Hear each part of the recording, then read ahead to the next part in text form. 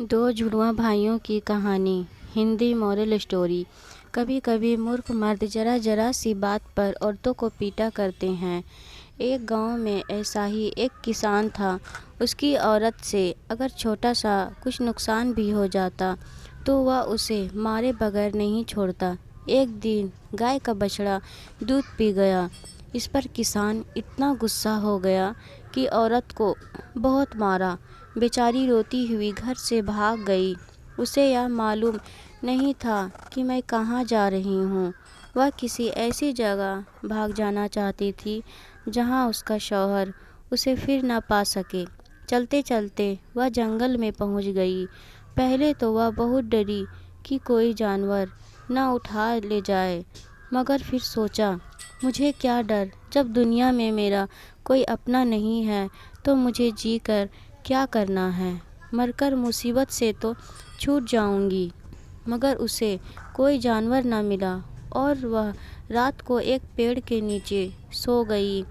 दूसरे दिन उसने उसी जंगल में एक छोटी सी झोपड़ी बना ली।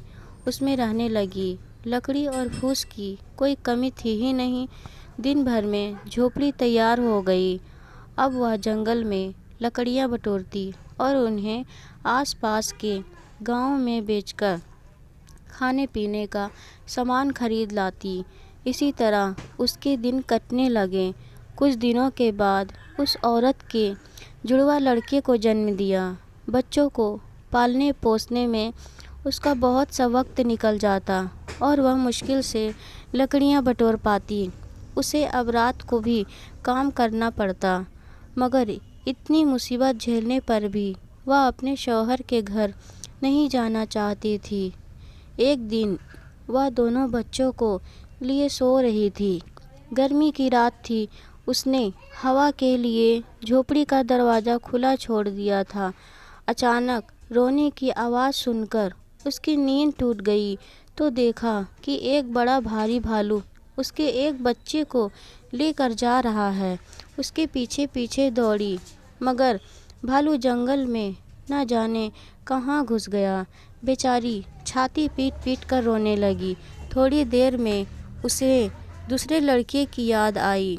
भागती हुई झोपड़ी में आई, मगर देखा कि दूसरे लड़के का भी पता नहीं। फिर छाती पीट पीट कर रोने लगी। जिंदगी का यही एक सहारा था, वह भी चला गया।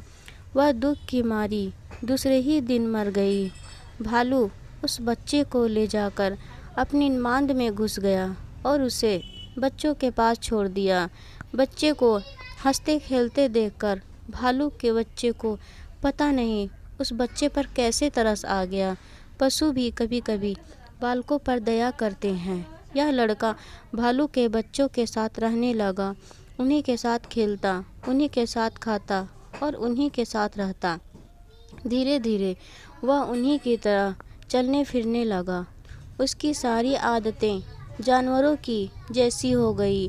वह सूरत से आदमी मगर आदतों से भालू था और उन्हीं की बोली बोलता भी था। अब दूसरे एक लड़के का हाल सुनो। जब उसकी माँ उसके भाई की खोज में चली गई थी तो झोपड़ी में एक नई बात हो गई। राजा शिकार खेलने के लिए जंगल में आया था और अपने साथियों से अलग होकर भूखा प्यासा इधर उधर भटक रहा था। अचानक यह झोपड़ी देखी तो दरवाजे पर आकर पुकारने लगा कि जो कोई अंदर हो, मुझे थोड़ा सा पानी पिला दो, मैं बहुत प्यासा हूँ। मगर जब बच्चे के रोने के अलावा उसे कोई जवाब नहीं मिला तो वह झोपड़ी में घुस गया। उसने देखा कि एक बच्चा पड़ा रो रहा है और वहाँ कोई नहीं है। वह बाहर निकलकर चिल्लाने लगा कि यहाँ कौन रहता है, जल्दी आओ, तुम्हारा बच्चा अकेला रो रहा है। अब कई बार पुकारने पर भी कोई नहीं आया तो उसने समझा कि इस बच्चे की माँ को कोई जानवर उठा ले गया है। राजा का कोई लड़का न था। उसने बच्चे को गोद में उठा लिया और घर चला गया। 20 साल बीत गए। किसान का वह अनाथ बच्चा राजा हो गया। वह बड़ा विद्वान और चतुर निकला।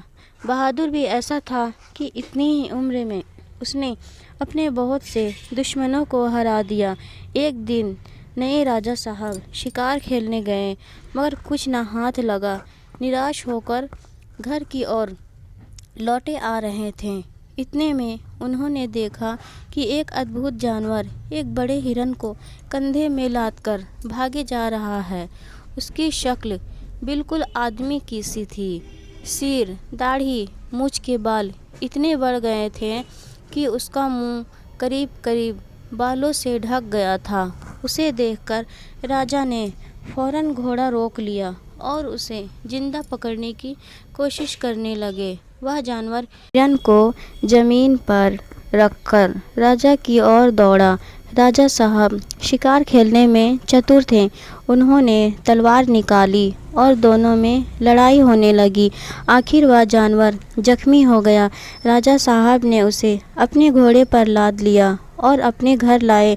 कुछ दिनों तक तो वह पिंजरे में बंद रखा गया, फिर कभी कभी बाहर निकाला जाने लगा। धीरे धीरे उसकी आदतें बदलने लगी। वह आदमियों की तरह चलने लगा और आदमियों की तरह बोलने भी लगा। उसके बाल काट दिए गए और कपड़े पहना दिए गए। लोग देख देख कर आश्चर्यचकित हो गए कि इस जंगली आदमी की सूरत राजा साहब से इतनी मिलती है। मगर यह किसे मालूम था कि वह राजा साहब का जुड़वा भाई है, जिसे भालू उठा ले गया था।